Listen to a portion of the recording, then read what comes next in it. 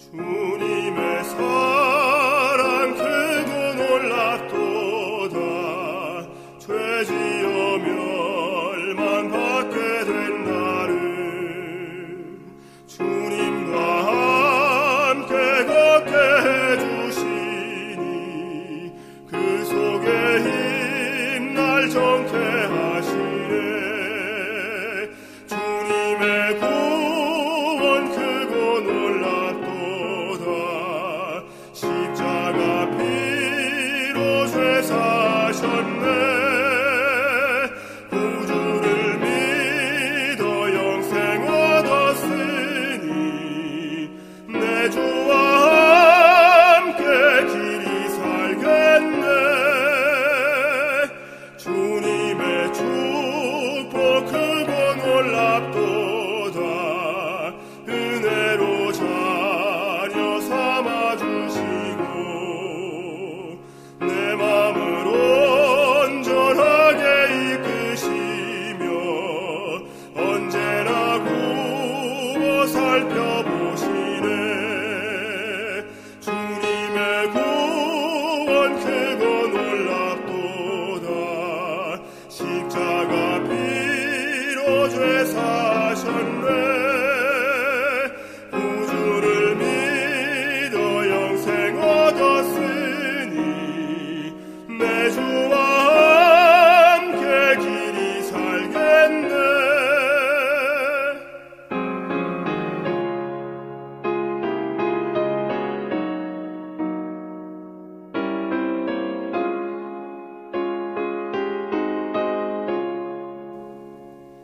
주님의 구원 크고 놀랍도다. 주님의 말씀 귀히 듣고서 그 뜻을 따라 행하는 자마다 영원한 생명 모두 얻었네. 주님의 구원 크고 놀랍도다. 십자가 피로 죄 사셨네. 구주를 믿어 영생 얻었으니 내 주와 함께 길이 살겠네. 전 세계 여러 나라에서 팟빵을 통하여 하나님의 말씀을 경청하기를 즐겨하시는 그리스도 안에서 형제 자매된 여러분, 안녕하십니까? 오늘 다시 말씀을 가지고 여러분을 만나고 주님의 귀한 말씀을 연구하게 됨을 기쁘게 생각합니다. 오늘 말씀을 연구하는 시간을 통하여 하나님께서 우리에게 큰 깨달음을 주시고 새로운 진리를 발견하는 놀라운 즐거움을 주시기를 중심으로 기원합니다. 오늘 우리가 함께 연구할 하나님의 말씀은 스가랴 8장 18절부터 23절까지 말씀입니다. 스가랴 8장 18절부터 23절까지요. 만군의 여호와의 말씀이 내게 임하여 이르시되 만군의 여호와가 이같이 말하노라. 넷째 달의 그 음식과 다섯째 달의 그 음식과 일곱째 달의 그 음식과 열째 달의 그 음식이 변하여 유다 족속에게 기쁨과 즐거움과 희락의 절기들이 되리니 오직 너희는 진리와 화평을 사랑할지니라. 만군의 여호와가 이와 같이 말하노라. 다시 여러 백성과 많은 성읍의 주민이 올 것이라. 이 성읍 주민이 저 성읍에 가서 이르기를 우리가 속히 가서 만군의 여호와를 찾고 여호와께 은혜를 구하자 하면 나도 가겠노라 하겠으며 많은 백성과 강대한 나라들이 예루살렘으로 와서 만군의 여호와를 찾고 여호와께 은혜를 구하리라. 만군의 여호와가 이와 같이 말하노라. 그날에는 말이 다른 이방 백성 10명이 유다 사람 하나의 옷자락을 잡을 것이라. 곧 잡고 말하기를 하나님이 너희와 함께 하심을 들었나니 우리가 너희와 함께 가려 하노라 하리라 하시니라. 아멘. 23절까지 말씀을 우리가 함께 읽었습니다. 오늘 말씀의 주제는 회복의 은총입니다. 회복의 은총. 사람은 희망을 먹고 사는 존재라 그렇게 합니다. 오늘은 힘들어도 견디면 더 좋은 날이 온다는 것을 확신할 때 우리는 오늘의 어려움을 넉넉히 견디고 감당할 수 있습니다. 오늘 본문은 고난 중에 있는 이스라엘 백성을 향하여 하나님께서 스가랴 선지자를 통해 말씀하신 회복에 대한 기별입니다. 우리가 오늘 본문을 통해서 생각할 첫 번째 내용은 왜 이스라엘 백성들이 환난을 경험하게 되었는가, 왜 그들이 고난 가운데 처하게 되었는가 하는 그 이유와 그러한 환난 당하는 이스라엘 백성을 향한 하나님의 회복에 대한 약속을 먼저 살펴보겠습니다.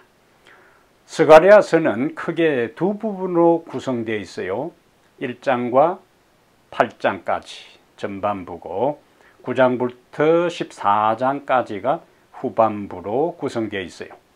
그리고 다시 조금 더 전반부에서 세부적으로 1장부터 6장까지는 스가랴가 본 8개의 환상이 기록되어 있고, 그리고 7장에는 이스라엘이 환난을 당한 이유와, 그리고 8장에는 하나님께서 그 환난으로부터 회복을 약속하는 말씀이 오늘 본문 8장에 기록되어 있습니다. 많은 성도들이 현재의 어려움 때문에 힘들어하고 고난 때문에 하나님을 원망하고 불평할 때가 종종 있어요. 그리스도인이라 할지라도 죄의 세상에 사는 동안은 정도의 차이는 있지만 고난은 피할 길이 없습니다.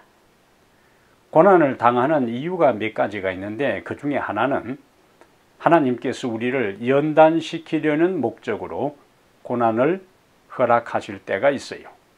우리를 단련시켜서 정금같이 나오도록 하기 위한 하나님의 섭리의 일원으로 그러한 고난이 우리에게 닥치게 됩니다. 하나님께서 아브라함을 고난을 통해서 훈련시키셨고, 야곱을 그렇게 했고, 요셉을 고난을 통해서 훈련시키셨어요. 또한 다윗도 환난과 고난을 통하여 하나님 안에서 단련을 받았기 때문에 이스라엘의 성군으로서 그에게 주어진 왕이라는 직책을 잘 수행할 수 있었습니다. 우리가 고난을 당하는 또 다른 이유는 하나님의 뜻대로 살지 않을 때 이런 어려움을 경험할 수 있습니다. 이스라엘 백성들의 역사는 바로 그 사실을, 그 진리를 우리에게 깨닫게 해주셔요. 이스라엘 백성들이 하나님의 말씀에 순종하고 하나님의 말씀에 귀 기울일 때는 그들 국가 전체가 번영을 누리고 형통하고 행복했습니다. 이방 민족이 그들을 함부로 침략하거나 또 약탈하지 못하고 하나님께서 그들의 구름 기둥과 불 기둥이 되사, 불성곽이 되사 그들을 보호하신 것입니다. 그런데 그들의 이스라엘 민족 전체의 삶에 하나님께 불순종할 때 민족 전체가 고난을 당하는데, 이러한 고난을 통해 우리와 하나님과의 관계를 점검하게 하십니다. 사실 우리가 환난을 당하는 것은 하나님의 본래 뜻이 아니라고 성경은 말씀하고 있어요. 우리 에레미야 애가 3장 33절에 주께서 인생으로 고생하게 하시며 근심하게 하심은 본심이 아니시로다. 여기 인생들이 고생하고 근심하게 하는 게 하나님의 본심이 아니라고 말씀하잖아요. 그러면 실현 당할 때에 우리는 어떻게 해야 하는가? 다시 예레미야가 3장 25절과 26절에 기다리는 자들에게나 구하는 영혼들에게 여호와는 선하시도다. 사람이 여호와의 구원을 잠잠히 기다림이 좋도다 라고 말씀하고 있습니다. 그러므로 우리는 고난 중에도 하나님의 섭리가 있음을 믿고 그분의 선하심을 확신하고 그분의 시간표에 따라 우리를 그 고난으로부터 구원할 날을 믿음으로 기다리는 자세가 우리에게 절대적으로 필요한 것입니다. 하나님은 이스라엘 백성들에게 현재의 고통 속에서 미래가 불투명하고 암담하고 미래가 전혀 보이지 않을 때 그들에게 미래의 축복과 소망을 약속하셔요. 오늘 스가랴 8장 2절에는 만군의 여호와가 이같이 말하노라. 내가 시온을 위하여 크게 질투하며 그를 위하여 크게 분노함으로 질투하노라.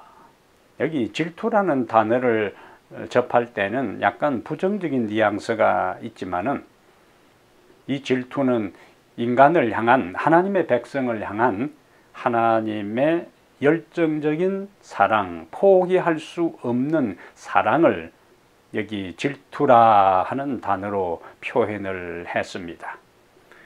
이 질투는 당신의 백성을 향한 열정적인 사랑의 반어법적인 표현으로 볼 수가 있습니다.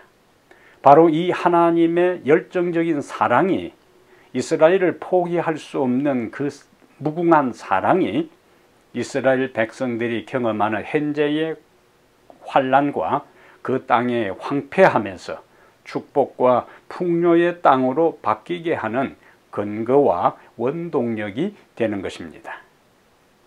그래서 7장의 황무함, 7장의 절망, 7장의 환숨, 근심이 8장에서 축복과 회복과 번영과 기쁨과 행복으로 소망으로 연결하는 전환점이 바로 8장 2절에 여호와의 질투하심, 당신의 백성을 향한 포기할 수 없는 사랑, 열정적인 사랑이라 하는 말씀이요. 그분은 과거에 매여 현재를 슬프게 사는 이스라엘 백성들에게 미래에 대한 소망을 주십니다. 미래의 소망을 통해서 현재를 보라는 거예요. 현재는 슬프고 고통스럽고 괴롭고 어렵지만은 조금만 견디고 인내하고 참으면 하나님께로 돌아오면 그 고통이 고난과 시련으로 끝나지 않고 미래의 삶의 풍성한 회복과 은총과 축복을 주시겠다는 말씀이에요. 그래서 그러한 미래의 소망을 통해서 현재를 바라보고 현재의 어려움을 극복하고 이겨라 하는 말씀이 오늘 본문의 말씀입니다. 우리는 이스라엘 역사에서 하나님께 이스라엘이 범죄했을 때에 하나님은 그들을 떠나셨어요. 하나님이 그들을 떠나셨을 때 이스라엘은 파괴되고 흩어지고 멸시받게 되었습니다. 그 하나님이 8장 3절에 이렇게 약속을 하셔요. 여호와가 이같이 말하노라. 여호와가 말씀하신 거예요. 내가 시온에 돌아와 예루살렘 가운데에 그하리니 예루살렘은 진리의 성읍이라 일컬겠고 만군의 여호와의 사는 성산이라 일컬게 되리라. 원래 이스라엘이 범죄했을 때에 하나님께서 지성소에서 그리고 성소에서 떠나시고 예루살렘에서 떠나시고 이스라엘에서 하나님이 떠나셨어요. 하나님이 떠나시는 것은 인생과 그 국가 전체의 비극의 시작입니다. 하나님의 불성곽이 하나님의 백성들에게서 거두어지는 순간에 그리고 개인에게서 하나님의 영의 임재가 거두어지는 순간에 그 인생은 하나님의 영 대신에 사단이 완전히 장악하게 되고 비극적이고 파멸적인 인생으로 끝나고 맙니다. 우리는 그것을 사울의 인생에서 잘 보잖아요. 사울이 초기에 하나님의 성령의 감동을 받아 그가 겸손하게 왕의 직책을 잘 수행했지만은 반복해서 불순종할 때에 여호와의 영이 그를 떠났다고요. 그리고 악령이 그를 사로잡게 됩니다. 그리고 그는 훗날 블레셋과의 싸움에서 자살로 그의 인생을 막을 내리고 말아요. 하나님의 떠남은 절망이고 죽음이고 파멸이고 비극입니다. 그런데 오늘 8장 3절에 여호와가 시온에 돌아와 예루살렘 가운데 거하리니라는 약속을 하고 있잖아요. 그러므로 하나님이 다시 돌아오시는 것은 회복의 시작이요. 모든 회복은 하나님의 임재로부터 시작합니다. 봄이 돌아오면은 가을과 겨울에 잎이 다 떨어지고 땅에 있던 초목들이 다 죽어 없어진 것처럼 보이지만은 따뜻한 봄이 돌아오면은 그 같았던 나무와 땅의 새싹, 새 생명이 움트고 싹트는 것처럼 떠나셨던 하나님이 우리 인생에, 우리 개인에, 우리 교회의 역사에 다시 임하실 때 그게는 놀라운 회복의 역사, 은총이 일어나게 됩니다. 그분은 함께 하시면서 인간적으로 볼 때는 현실적으로 그분이 약속하시는 미래의 회복이 불가능하게 보이지만 여기 8장 6절에 있는 말씀처럼 만군의 여호와가 이같이 말하노라. 이 일이 그날에, 회복에 대한 모든 것이 그날에 남은 백성의 눈에는 기이하려니와 이상하다는 거예요. 성취에 불가능하게 보인다는 거예요. 그러나 하나님은 말씀하시고 그 말씀하신 것을 회복하기 위해 행동하기 시작하는 분입니다. 그것이 8장 7절과 8절입니다. 8장 7절과 8절에 만군의 여호와가 이같이 말하노라. 보라, 내가 내 백성을 해가 뜨는 땅과 해가 지는 땅에서부터 구원하여 내고 인도하여 다가 예루살렘 가운데 거주하게 하리니 그들은 내 백성이 되고 나는 진리와 공의로 그들의 하나님이 되리라. 아멘. 열국에 흩어진 그들을 하나님이 떠남으로 그들은 열국에 다 흩어지고 말았어요. 그런데 그들을 다시 예루살렘으로 모아 거주하게 하시고 그들을 자기 백성으로 삼으시고 그들의 하나님이 되시겠다고 여호와께서 말씀하셨어요. 언약의 회복입니다. 그러면 하나님께서 그들에게 돌아와 함께 하시면서 다시 그들을 자기 백성으로 삼으시고 언약을 회복하신 하나님은 구체적으로 이스라엘 역사에 있어서 어떤 회복의 기적을 이루시려고 하시는가? 그것이 오늘 본문 9절부터 13절이요. 첫 번째 회복의 은총은 황폐에서, 파멸에서 풍성한 복으로의 회복입니다. 여기 9절과 13절에 반복되는 성경 구절은 너희는 손을 견고히 할지어다. 9절 마지막에 나오고 다시 13절에 그 문단에서 13절에 너희는 손을 견고히 할지니라. 앞뒤를 이 손을 견고히 하라 하고 감싸는 장면이 나오잖아요. 그동안 이스라엘 백성들은 파괴된 성전을 재건하려다가 우리가 앞에서 본 것처럼 주변 이방인들의 집요한 방해로 손에 맥이 풀려서 공사를 다 중단하고 말았어요. 이런 그들에게 격려하는 말씀이 무엇입니까? 너희는 손을 견고히 할지어다. 그것이 9절에도 나오고 13절에 다시 반복하는 거예요. 그동안 이스라엘 백성들은 하나님께서 선지자들 통하여 말씀하셔도 그 하나님의 말씀을 잘 듣지 않았습니다. 그것이 비극의 시작이요, 고난과 환난의 원인입니다. 그들의 반응을 스가랴는 7장 11절부터 13절에 이전에 그들입니다. 이전에 그들이 듣기를 싫어하여 등을 돌리며 듣지 아니하려고 귀를 막으며 그 마음을 금강석 같게 하여 율법과 만군의 여호와가 그의 영으로 옛 선지자를 통하여 전한 말을 어떻게 했습니까? 듣지 아니하므로 결과가 뭡니까? 큰 진노가 만군의 여호와께로부터 나왔도다 라고 이전에 그들이 고난당한 그 원인을 설명하고 있습니다. 그런데 지금 바벨론에서 돌아온 백성들은, 그들의 선조들은 하나님의 말씀을 듣지 않고 귀를 막고 마음을 금강석 같게 한 것 때문에 바벨론으로 포로로 잡혀갔는데, 이제 그 바벨론에서 70년 포로 생활을 하다가 돌아온 백성들은 선지자의 말씀을 들어요. 선지자의 말씀을 이제 듣습니다. 그게 9절입니다. 8장 9절에 만군의 여호와가 이같이 말하노라. 만군의 여호와의 집 곧 성전을 건축하려고 그 지대를 쌓던 날에 있었던 선지자들의 입의 말을 이날에 듣는 너희는 손을 견고히 할지어다. 돌아온 사람들은 뭡니까? 하나님께서 선지자를 통해서 하신 말씀을 이제는 듣게 되었다는 거예요. 하나님께서 말씀하실 때에 그 말씀을 듣는 것, 성경에 나오는 듣는 것은 단지 귀로 그냥 듣는 것으로 끝나는 것이 아니고 행동으로 반응하고 순종하고 실천하는 겁니다. 그래서 선자들이 하는 말씀을 듣고 순종하는 것이 뭐냐? 회복의 시작이요. 회복의 시작입니다. 하나님께서는 8장에서 이스라엘 백성들에게 회복을 약속하십니다. 새로운 시대를 선포하십니다. 그러면은 하나님의 백성들은 어떻게 해야 되는가?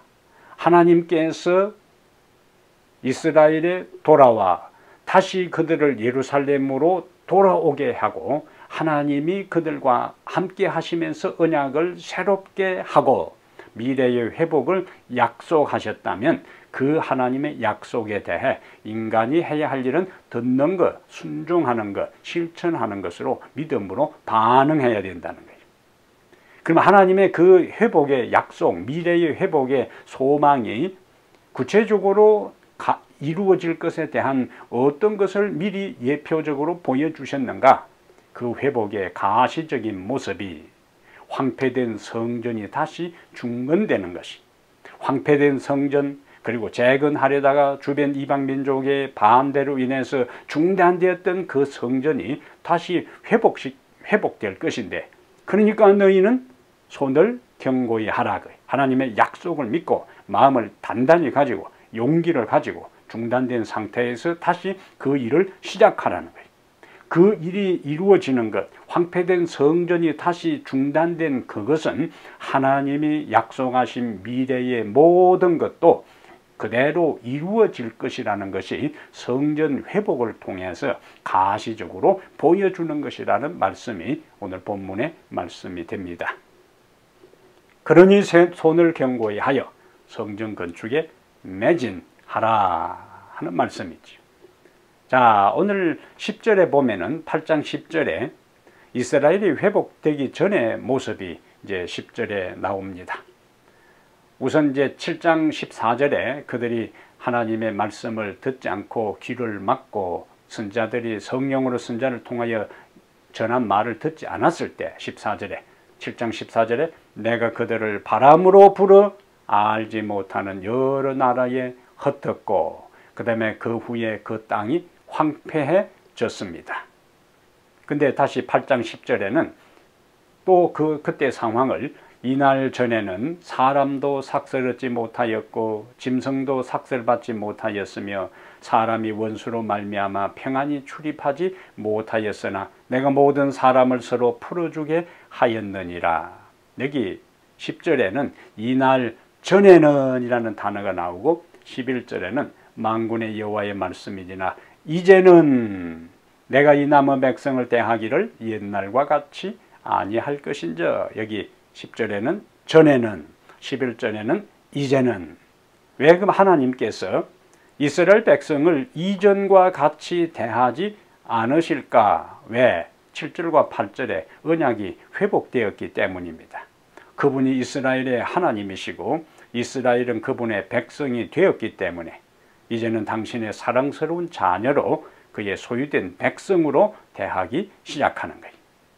이것은 바로 오늘 남은 백성된 우리를 향한 하나님의 모습이기도 합니다. 남은 백성은 스가랴서에 나오는 백성은 바벨론의 안정된 삶을 포기한 사람들이에요. 그리고 성전을 재건하고 안식일을 제대로 지키고 영적 공동체를 회복하기 위한 그 소망을 가지고 돌아온 사람들이 스가랴서에 나오는 남은 백성들이, 하나님께서 그들의 동기를 보셨어요. 어떤 마음으로 그들이 얼마나 큰 희생으로 하나님의 성전을 회복하고 영적 공동체를 회복하기 위해서 돌아오셨는지를 하나님은 다 보시고 아시기 때문에 그들을 이제 귀하게 여기시는 거예요. 자, 하나님이 그들을 귀하게 여기시고 이전처럼 11절에 나오는 것처럼 내가 이 남은 백성 대하기를 옛날과 같이 아니할 것인즉, 옛날은 어떻게 했는가? 그들이 불순종하고 길을 막았을 때에 그들을 다 흩었어요. 그들이 살던 나라를 황폐하게 했습니다. 이방의 나라에 포로로 잡혀가서 고생하게 했어요. 근데 이제는 남은 백성을 하나님이 옛날 그들을 대했던 것 같지만 하지 않는다. 뭘 통해서 알 수 있는가? 그것이 12절입니다. 12절에 그들이 회복의 약속을 주셔요. 평강의 씨앗을 얻을 것이라. 포도나무가 열매를 맺으며 땅이 산물을 내며 하늘은 이슬을 내리리니 내가 이 남은 백성으로 이 모든 것을 누리게 하리라. 남은 백성들에게 농경사회에서 하나님의 축복을 상징하는 풍성한 수확물을 하나님께서 주시면서 이 남은 백성이 그것을 누리게 할 것이다 하는 회복의 약속을 주신 거예요. 그것으로 끝나지 않습니다. 물질적인 회복뿐만 아니라 이스라엘이 저주의 존재에서 복의 존재로 신분이 바뀌게 됩니다. 그 13절이요. 유다 족속아, 이스라엘 족속아, 너희가 이방인 가운데에서 저주가 되었으나 이제는, 다시 나오지요. 이전에는 저주가 되었어요. 이방인 가운데서.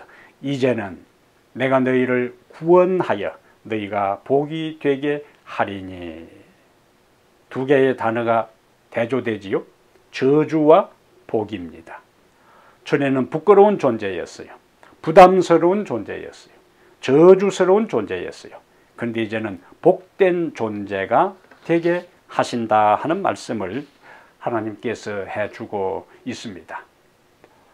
주님이 우리를 구원하실 때 우리의 인생에 나타나는 변화입니다. 고린도후서 5장 17절에 그리스도 안에 있으면 새로운 피조물이라고 말씀하고 계시잖아요. 그리스도 안에 있는 존재는 새로운 피조물이 되는데 이전 것은 지나고 새 것이 됩니다. 사람들에게 무시당했던 존재가 우리가 하나님께로 돌아가면 존귀한 존재, 다른 사람이 함부로 하지 못하고 오히려 내가 있는 삶의 자리에서 복된 존재가 되게 하십니다. 이러한 축복을 인해 감사하시기를 바랍니다. 그 다음에 또 다른 축복의 약속이 있습니다. 자, 18절과 19절에서 하나님께서 어떤 회복의 은총을 약속하시는가? 18절, 만군의 여호와의 말씀이 내게 임하여 이르시되 만군의 여호와가 이같이 말하노라. 넷째 달, 다섯째 달, 일곱째 달, 열째 달 금식이 변하여 유다 족속에게 어떻게 변하는가? 기쁨과 즐거움과 희락의 절기들이 되리니 오직 너희는 진리와 화평을 사랑할지니라. 7장 5절에 보면은 그들은 바벨론에 있을 때 70년 동안 5월과 7월에 금식했어요. 그런데 스가랴는 오늘 19절에서 4월과 10월의 금식을 다시 추가하여 말하고 있습니다. 이 모든 금식은 4번 그들이 금식했죠. 4월, 5월, 7월, 10월 금식한 것은 586년 BC 예루살렘 멸망과 관계가 있습니다. 10월에 느부갓네살에 의해 예루살렘이 포위당해요. 다음에 4월에 바벨론군이 예루살렘에 진입합니다. 5월에 성전이 불탑니다. 7월에 유다 총독 그달리아가 암살당합니다. 그러면 유대인들은 오랫동안 70년 동안 이 치욕스러운 날을 회상하며 슬퍼하며 금식했어요. 그러니까 70년 동안의 삶은 그들의 현실적인 삶도 고달픈 삶이었고, 그리고 그 고달프고 고단한 삶을 살면서도 자기 민족의 치욕스러운 그것을 회상하며 70년 동안 1년에 4차례에 그 음식하고 슬퍼하는 게 그들 삶의 전부였다는 말씀입니다. 근데 오늘 본문에 그런데 이 슬픔의 금식이 기쁨과 즐거움과 희락의 절기들이 되리라고 약속하세요. 이 단어들은 다 잔치에서 즐겁게 먹는 것과 연관되어 있습니다. 이제 더 이상 그들은 애통하는 그 음식을 할 것이 아니라 즐겁게 잔치하게 될 것이라는 약속입니다. 물론 우리의 삶에 슬퍼해야 될 때가 있어요. 그 슬픔 가운데서도 죄에 대한 애통은 필요합니다. 왜냐하면 예수님은 마태복음 5장 4절에 애통하는 자가 복이 있나니 저희가 위로를 받을 것이며 라고 말씀했잖아요. 그러나 그리스도인은 그리스도 안에서 즐거워하고 기뻐해야 합니다. 빌립보서는 우리가 아는 대로 바울이 로마의 감옥에 투옥되어 있으면서 빌립보 교인들에게 보내는 편지잖아요. 근데 그 편지에 반복하여 나오는 말이 있는데 기쁨이라는 단어입니다. 그가 어디에 있으면서요? 감옥에 있으면서. 내일에 대한 기약이 없습니다. 언제 끌려나가서 처형당할지 모르는 그 감옥에 있으면서 그런 빌립보 교인들에게 기뻐하라 하는 그 내용을 가장 많이 포함시킨 편지를 보낸 거예요. 빌립보 4장 4절에 주 안에서 항상 기뻐하라. 내가 다시 말하노니 기뻐하라. 얼마나 강조합니까? 바울은 환경에 구애받지 않는 기쁨을 소유했습니다. 자, 그러면 우리가 구약으로 돌아가서 구약의 선지자들 가운데 바울과 같이 환경에 구애받지 않는 기쁨을 고백한 사람이 누가 있을까요? 하박국 선지자입니다. 하박국 선지자는 하박국 3장 17절과 18절에 이렇게 자신의 믿음을 고백해요. 비록 무화과 나무가 무성하지 못하며 포도나무에 열매가 없으며 감람나무에 소출이 없으며 밭에 먹을 것이 없으며 우리의 양이 없으며 외양간에 소가 없을지라도 나는 여호와로 말미암아 즐거워하며 나의 구원의 하나님으로 말미암아 기뻐하리로다. 아멘. 여기 다 없는 거예요. 없고 그런데 다 없지만은 여호와로 말미암아 즐거워하며 여호와 한 분만 계신다면은 현실적으로 물리적으로 내 주변에 모든 것이 사라진다 할지라도 여호와 한 분으로 말미암아 그분이 내 곁에 계시고 그분이 내 인생의 주인이 되시고 나의 구원자가 되시고 나의 모든 것에 책임지신다는 것을 깨달을 때 즐거워하고 기뻐할 수가 있다 하는 것을 하박국은 노래합니다. 우리가 하나님으로 인해 기뻐할 때 아무것도 없어도 하나님 한 분으로 기뻐하고 그분의 구원을 즐거워할 때 그러한 모습을 보는 우리 하나님은 우리로 인해 또 기뻐하시고 노래하십니다. 동일한 하박국 3장 17절 대신에 이제는 스바냐 3장 17절에는 하나님이 기뻐하시는 모습이 나오는데 너의 하나님 여호와가 너의 가운데 계시니 그는 구원을 베푸실 전능자이시라. 그가 너로 말미암아 기쁨을 이기지 못하시며 너를 잠잠히 사랑하시며 너로 말미암아 즐거이 부르며 기뻐하시리라. 아멘.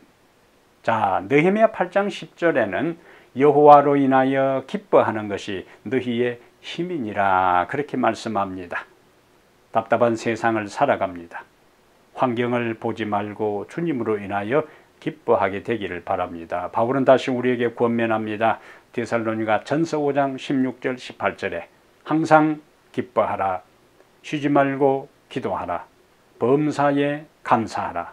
이것이 그리스도 예수 안에서 너희를 향하신 하나님의 뜻이니라고 했습니다. 우리가 어떻게 항상 기뻐할 수 있을까요? 우리가 어떻게 항상 범사에 감사할 수 있을까요? 그 모든 것을 가능하게 하는 비결이 뭐냐? 항상 기뻐하라, 범사에 감사하라. 그 가운데 쉬지 말고 기도하는 말씀이 있잖아요. 우리가 쉬지 말고 기도할 때 우리는 환경에 구애받지 않고 기뻐할 수 있고 우리의 삶에 경험하는 모든 일에 대해 감사할 수 있습니다. 기도를 통하여 기쁨의 삶과 감사의 삶을 실제적으로 우리의 현실에서 경험하며 살아가게 되기를 바랍니다. 그 다음에 또 다른 회복의 은총에 대한 말씀이 20절부터 23절이요. 확장되는 영적 공동체입니다. 20절부터 23절에 놀라운 약속이 또다시 주어져 있어요. 자, 20절에 만군의 여호와가 이같이 말하노라. 다시 여러 백성과 많은 성읍의 주민이 올 것이라. 이 성읍 주민이 저 성읍에 가서 이르기를 우리가 속히 가서 만군의 여호와를 찾고 여호와께 은혜를 구하자 하면 나도 가겠노라 하겠으며 많은 백성과 강대한 나라들이 예루살렘으로 와서 만군의 여호와를 찾고 여호와께 은혜를 구하리라. 만군의 여호와가 이와 같이 말하노라. 그날에는 말이 다른 이방 백성 10명이 유다 사람 하나의 옷자락을 잡을 것이라. 곧 잡고 말하기를 하나님이 너희와 함께 하심을 들었나니 우리가 너희와 함께 가려 하노라 하리라. 얼마나 놀라운 약속인지 몰라요. 우리의 가슴을 뛰게 하는 그러한 말씀입니다. 아름다움은 매력적이요. 왜 수많은 사람들이 매해 요세미트 공원을 찾고 옐로스톤을 가고 그리고 그랜드 캐년으로 몰려갈까요? 그들은 그곳의 장엄함과 아름다움에 신비로움에 매력을 느끼고 끌려 그곳을 가는 것입니다. 누가 강요하지 않아도 소문을 듣고 사진을 보고 인터넷에서 그 장면을 보고 가봐야 되겠다는 마음의 충동을 가지고 그 현장을 가는 거예요. 오늘 본문을 보십시오. 하나님의 백성들의 회복된 삶의 모습을 그 주변의 이방 사람들이 보았습니다. 하나님의 백성들이 회복되어 물질적으로 풍성하고 인격적으로 거룩하고 순결하고 인간관계에 있어서 화평하고 개인적으로 기뻐하는 삶을 보면서 그들이 하나님을 믿지 않는 사람들이 매력을 느끼게 된 거예요. 그래서 여러 민족들이 서로 성읍들을 방문하면서 여호와께 나아가 은혜를 구하자고 하는 장면이 오늘 본문의 말씀이에요. 사실 그동안 예루살렘에는 7장 14절에 보는 것처럼 하나님께서 그들을 열국에 흩어졌기 때문에 예루살렘 성읍에는 오고 가는 사람이 없었습니다. 그런데 8장 4절과 5절의 말씀처럼 하나님의 회복의 은총으로 예루살렘 거리에 늙은 노인들이 한가로이 담화를 나누고 남녀 아이들이 평화롭게 놀고 있습니다. 7장 이전에는 베델에서 몇 사람이 예루살렘에 와서 여호와께 은혜를 구했어요. 그런데 오늘 본문에는 이제 8장 22절과 23절에는 기이한 일이 벌어지고 있습니다. 2장 11절에 그날에 많은 나라가 여호와께 속하여 내 백성이 될 것이라는 약속이 비로소 여기서 성취되고 있어요. 하나님의 백성들의 삶에 풍성함이 있고 그들의 인격적인 변화가 있고 하나님의 임재로 말미암는 평화와 행복과 기쁨이 넘치는 것을 보고 사람들이 그곳으로 몰려오는 겁니다. 자, 초대교회의 부흥의 비결과 동일한 원리입니다. 초대교회 부흥의 비결이 여러 가지가 있지만은 그 중에 하나가 사도행전 2장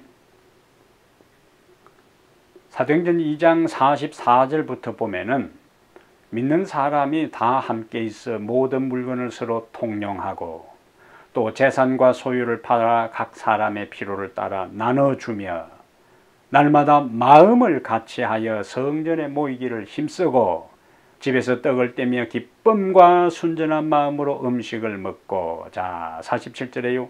하나님을 찬미하며 또 온 백성에게 칭송을 받으니 결론이 뭡니까? 주께서 구원받는 사람을 날마다 더하게 하시니라. 아멘.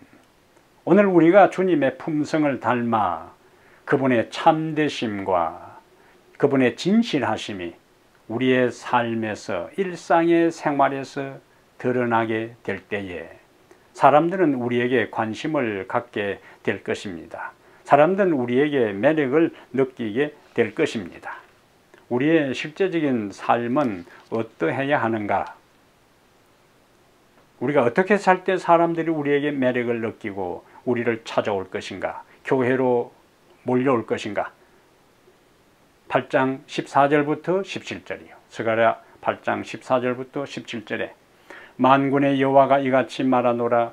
너희 조상들이 나를 경노하게 하였을 때에 내가 그들에게 재앙을 내리기로 뜻하고 뉘우치지 아니하였으나 이제 내가 다시 예루살렘과 유다 족속에게 은혜를 베풀기로 뜻하였나니 결심하였나니 마음먹었나니 너희는 두려워하지 말지니라.